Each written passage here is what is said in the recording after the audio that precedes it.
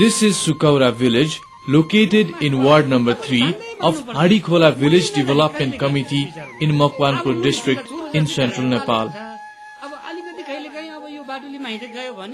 Members of Suryamukhi Girls Radio Listeners Group are listening to the radio program.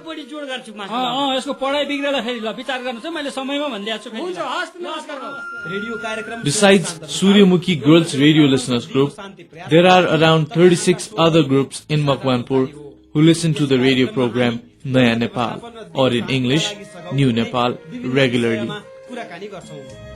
Sunita Pakhrin and Nisha Lama visit every group in the Makwanpur district and promote facilitated listening sessions and discussions about the content broadcast.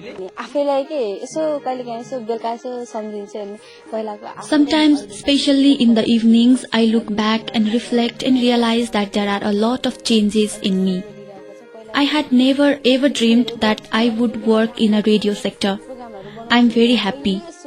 Before, I used to think I will only do social work, but now I have come to realize that one can do a lot of meaningful social work working through the radio. Now I have come to understand the power of the radio from very close. Before, I used to have a difficulty expressing myself. Just after joining the radio program, I was required to take interviews of big people, and that was difficult for me. I did not know how to ask questions, but now I can ask them any type of questions and I can speak freely. Nepal had just emerged out of an 11-year armed conflict. With the aim of contributing towards sustainable peace and conflict transformation in Nepal, the radio program Naya Nepal was produced by Equal Access Nepal with the financial support from the United States Agency for International Development. Naya Nepal is broadcast on the Equal Access Nepal's radio channel Afnai Mato Afnai Boli, or translated into English, Our Soil, Our Voices. Radio Nepal broadcasts the same program every Monday and Thursday at 8:30 a.m. Apart from the Equal Access satellite radio and Radio Nepal broadcasts, Naya Nepal is broadcast from more than 24 FM stations all over Nepal. These FM stations broadcast Naya Nepal through reception on the satellite channel and working on digital audio workstations provided to them in order to build their capacity. Hello, this is Devi welcoming you to the 31st episode of the radio program Naya Nepal. You can listen to this program 3 times a week on Vijay FM in Gaindakot. After I started working on this program, I started to visit every community in my area.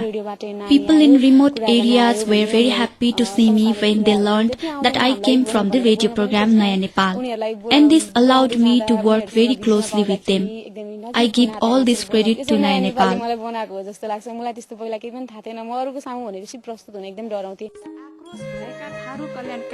Equal Access Nepal produces 2 episodes of the radio program Naya Nepal each week. Local editions of the program are produced by 10 local FM stations and 5 outreach partner organizations. 20 community reporters and 10 local FM reporters are involved in this. They go to various communities and talk with local people about topics related to sustainable peace and conflict transformation. It's been almost a year since the production and broadcast of this program commenced. After February 2007, the first phase of the program is over. What change has it brought about among the community reporters associated with the program? Being involved in the production of a radio program that is broadcast from the local FM station provides me happiness that is different and difficult to explain in words. Members of the community express happiness that it is now possible for their voices and issues to be carried on the radio. I feel overjoyed when my family members, community people and friends express their joy that I am now a radio worker capable of producing radio programs and encourage me to continue working in this area. At first, I feel that my reputation has been increased in society.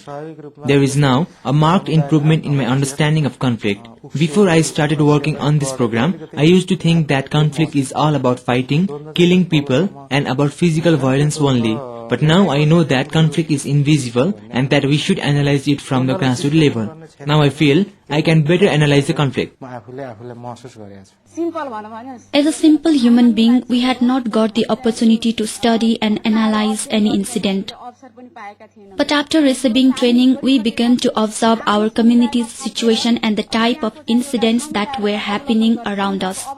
We now have the information and skills as to how to study and probe into an incident, how to reach to the related people to investigate the incident and how to report on the incident and how to make the material that we collect suitable for broadcast.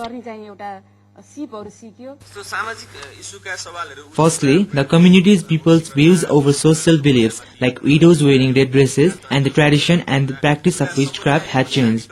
I did not understand subjects like the Constituent Assembly and democracy, but continued meeting with different people, and the ensuing discussions have helped me to now understand these subjects better. If anything new happens in the community, people come and inform us. Like trouble in getting citizenship certificates, authorities taking bribes for issuing citizenship certificates, or problems around the tradition of witchcraft. They call us and help us to bring out the issues on the radio. Though Saptakosi FM did have programs on women, Dalit and children-related issues, it did not have a program on peace building and conflict transformation. Naya Nepal started that. Equal Access Nepal has produced and broadcast 78 episodes from May 2006 to February 2007. Each of 10 FM stations working with Equal Access has produced at least 30 episodes of the local version of Naya Nepal. What was Equal Access Nepal's experience in the production and broadcast of the program and on working with Radio Nepal and other members of FM stations network? The letters that we get on the program and the different cases of positive social changes that have been forwarded to us by our local partners demonstrate that the program does have an impact. For one example, I traveled to Dang recently. A group of young people who listened to Naya Nepal collectively narrated steps that they had taken after listening to a program episode that talked about the adverse effects of burning rubber tires during demonstrations.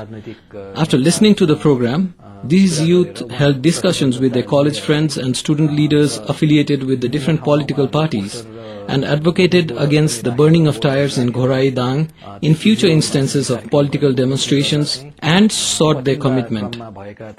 This has had a positive impact, and the youth related that in one of the last such demonstrations, nobody burned tires. The fact that such an impact was possible at the local level gives us a lot of satisfaction, and we believe that the radio program has led to a lot of such interventions about which we may not know directly.